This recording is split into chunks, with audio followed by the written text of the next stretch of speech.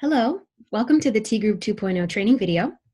So the original form of T Group has been around since the 1940s, and the T stands for training.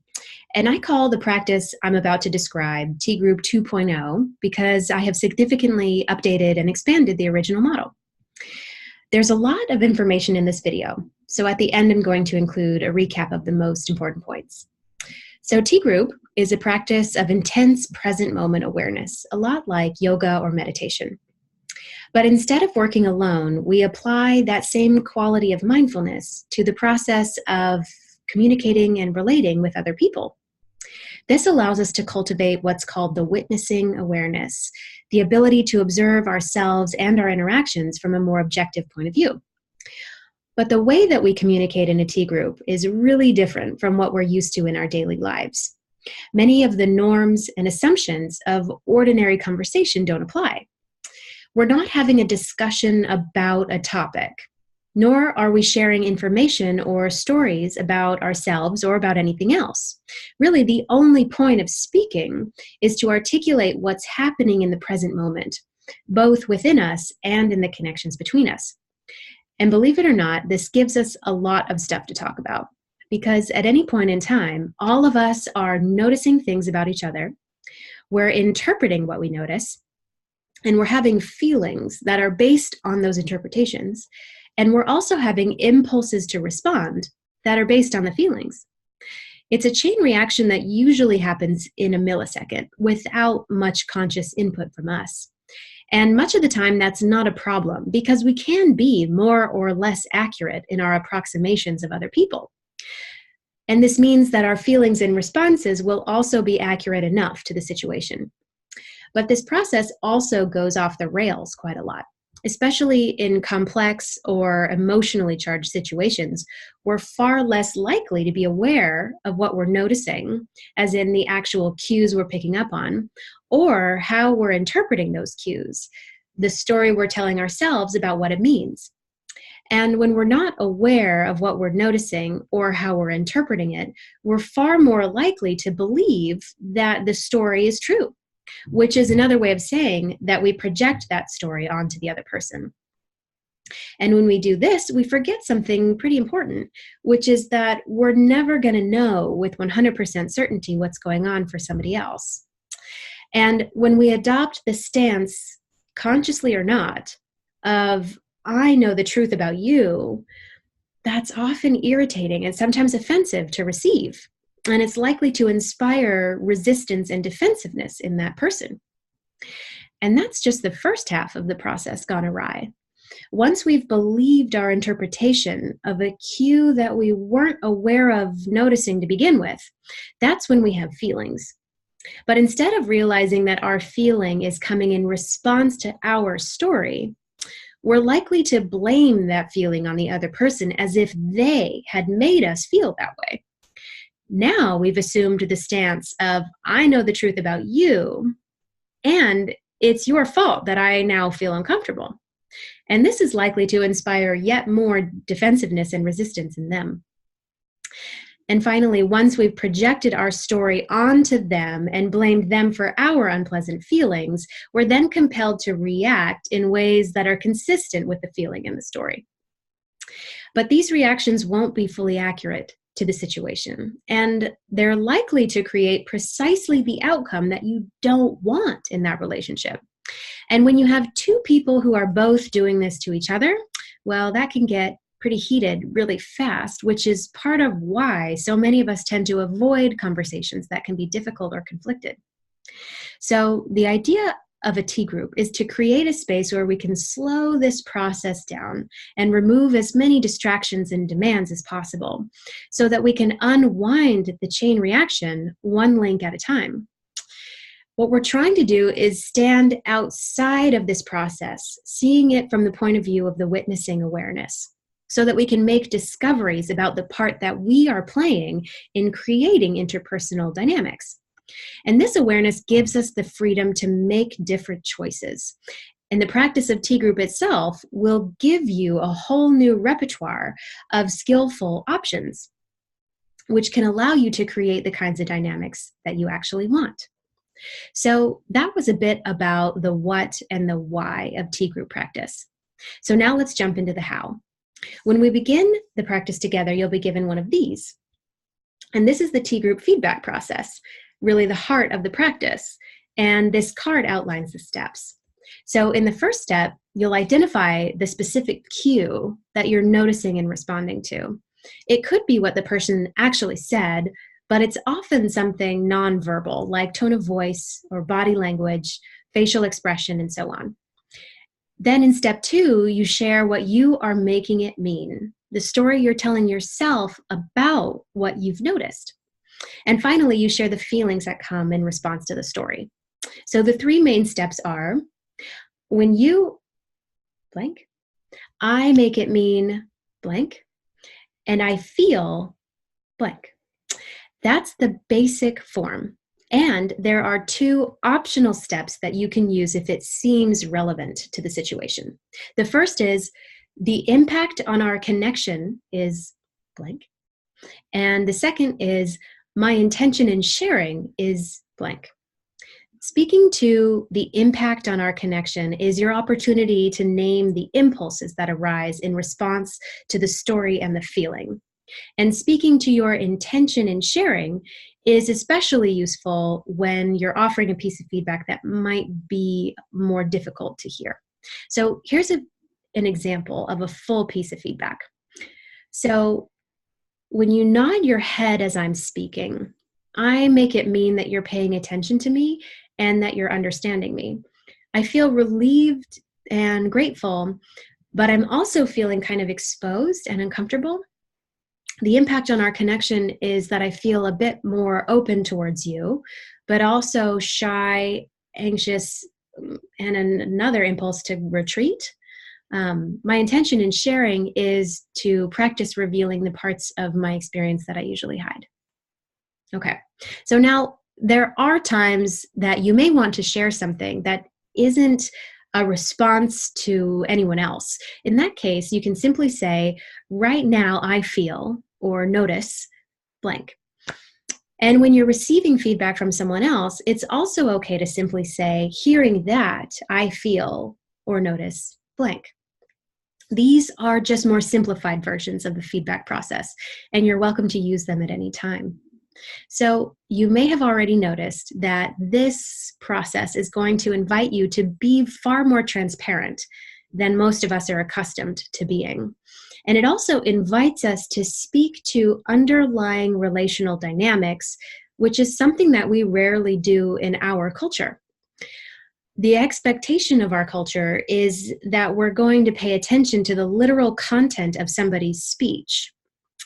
And yet, the vast majority of our communication takes place non-verbally.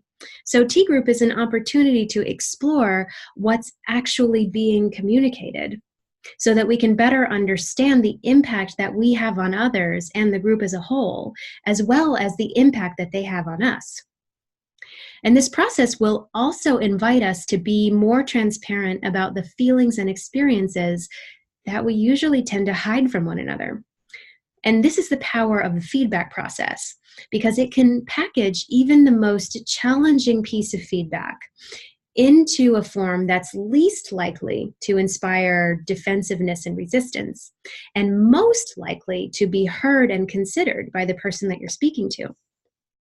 This is because it prevents both projection and blame by prompting you to reclaim ownership of the stories and feelings and impulses that you've created. And it reminds us that although our experience is completely valid as our experience, it's never going to be the truth about somebody else. And in this way, we can transform something that could have damaged a relationship into a communication that is extremely useful for everyone involved. And so to use this feedback process well, and in order to create groups that are powerful and revelatory and transformative for everybody involved, there are 3 important points that we all need to keep in mind. And the first is that there's a very important difference between feelings and stories. The second is a simple frame known as the 3 levels of communication. And the third is psychological safety. So there are certain words we all use to describe our feelings that are actually stories or projections in disguise. Words like understood, supported, and appreciated, or judged, ignored, and attacked are all examples of stories. They describe what you think the other person is doing. So instead of saying, I feel appreciated, or I feel ignored, it would be more accurate and more honest to say, I believe that you're accepting me, or my story is that you might be ignoring me. So in addition to the cards with the feedback process, you'll also be given the feeling wheel. And this can serve as a map for tracking down the word that best describes the emotion that's coming up for you. So here's another example of how to tell the difference between feelings and stories. So when you look around the room as I'm speaking, I'm making it mean that you might be ignoring me. And I feel embarrassed and sad. See, the important thing here is that if we have 3 different people who all say, I feel ignored, what's actually true is one person might feel sad and embarrassed, one person might feel angry and upset, and the other person might feel amused and slightly bored, right? So if I were to say, I feel ignored, I've said what I think you are doing, but I haven't said what I feel. And that's the important difference. Okay, so now, of course, there's no guarantee that if you speak this way, you won't be met with resistance or defensiveness. You still might, of course. But what this process of communication implicitly conveys is your understanding that you're not the authority on them, and that you're willing to openly share what's happening for you in the relationship with the intention of working together towards a greater understanding. And even if what you're saying is hard for them to hear, this kind of feedback is really rare, and it's really helpful for both parties. So the second thing to keep in mind are the 3 levels of communication. Level 1 is simple. It's highly scripted exchanges like, hi, how are you? I'm fine, thanks, how are you? These kinds of communications allow us to acknowledge one another and convey goodwill, but they are not particularly connective. Level 2 is where we engage in conversation around certain topics, or where we share information and stories with one another, and more connection is possible on level 2, but it's still only partial.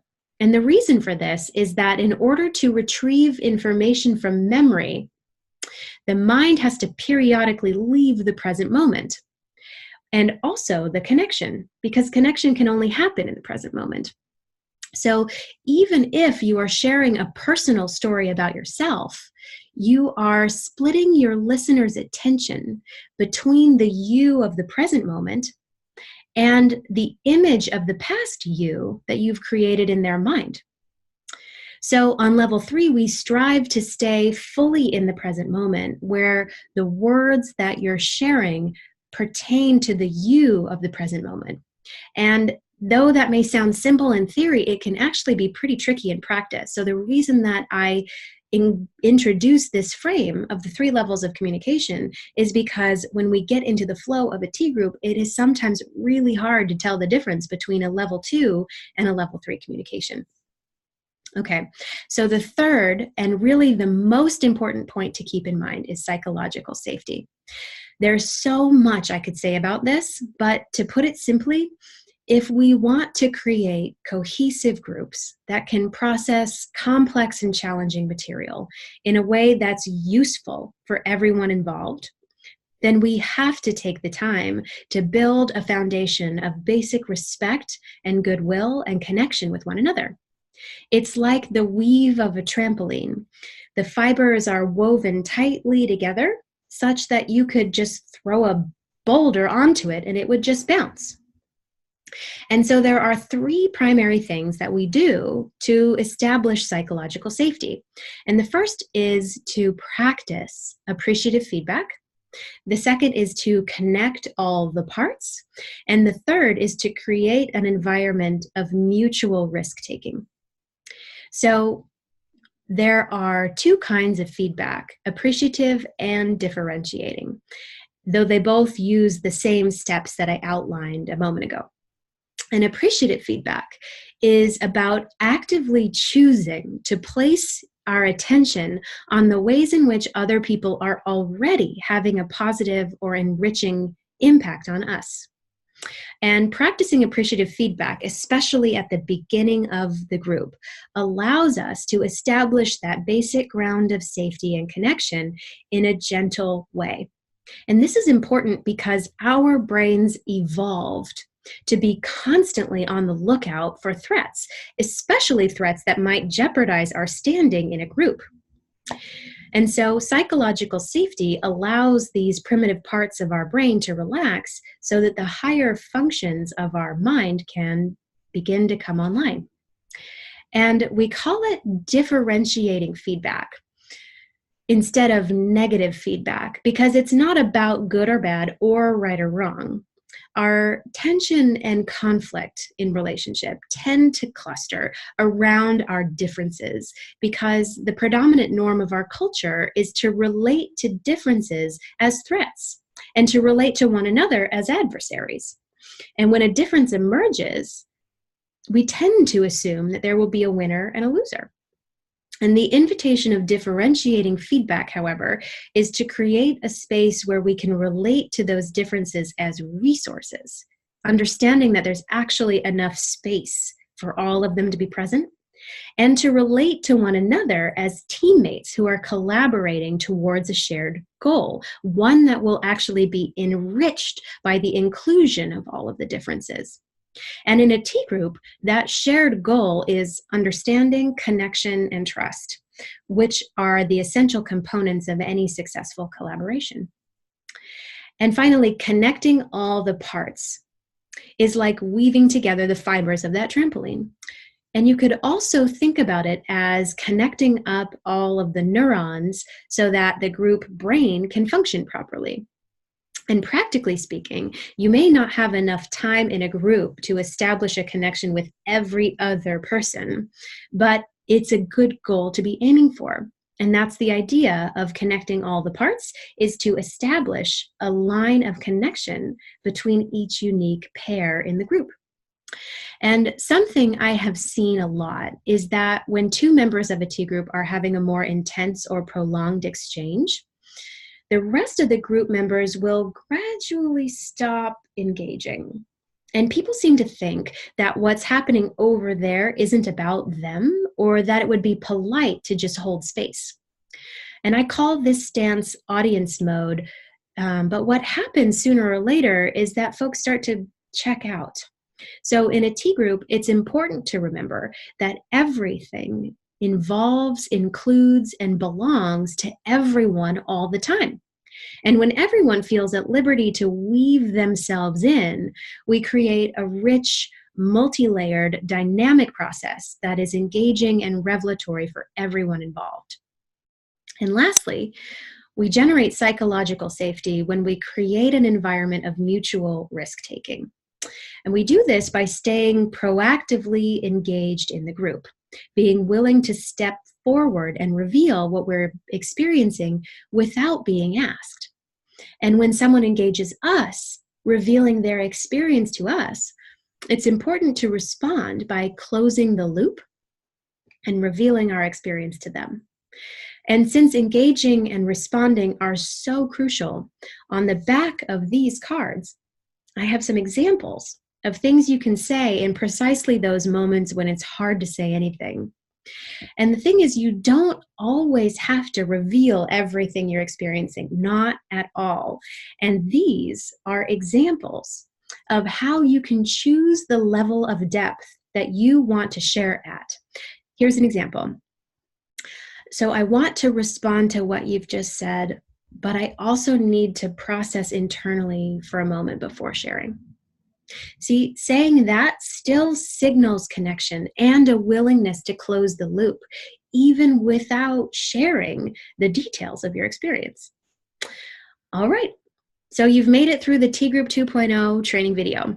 And as promised, here's a quick recap of the most important points to remember.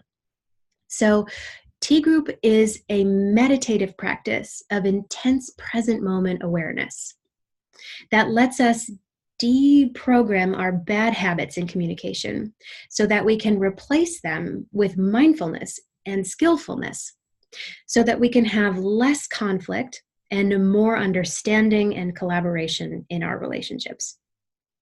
And the actual practice of T Group centers on the feedback process, and it has 3 main steps. When you blank, I make it mean blank, and I feel blank. And lastly, in order to do this practice really well, the sort of context that the practice takes place within, we need to remember 3 important things. The difference between feeling words and story words, that our job is to stay on level 3, where our words are only describing present moment experience, and that we must establish psychological safety together in order to have a powerful and transformative T Group experience. And that we create psychological safety in 3 primary ways. We practice appreciative feedback, especially at the beginning of our groups. We work on connecting all the parts, and we create an environment of mutual risk-taking. Okay, so there's one last tiny thing I want to share with you before we go, and it's this. In T Group, this hand gesture simply means me too. I'm resonating with what you're saying. I have a version of the experience you're describing. And it's a useful way of participating and connecting all the parts even without speaking. Okay, that's it. Thanks so much for your time, and I look forward to connecting.